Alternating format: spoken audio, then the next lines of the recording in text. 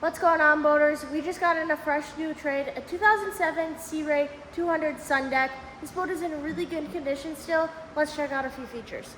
Starting off in the back, you have your nice big swim platform with your ladder. You also are going to have a bow ladder as well.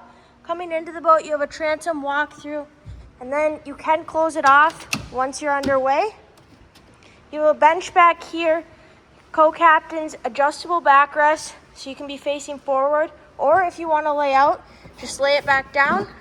Now you have a whole spot to lay out on, or even use this as your backrest to face the back. You have your captain's chair with your bolster.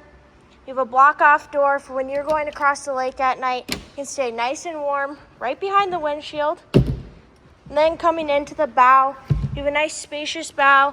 You do have an option to put in a table, which is stored under the co-captain helm. Then a nice walk-through up off the front of the boat. So when you are getting off the dock or going swimming, you have an easy access in and out of the boat. You're going to want to come check out this boat at MarineMax Nisswa or visit it on our website at MarineMax.com. Let's get you out on the water this summer.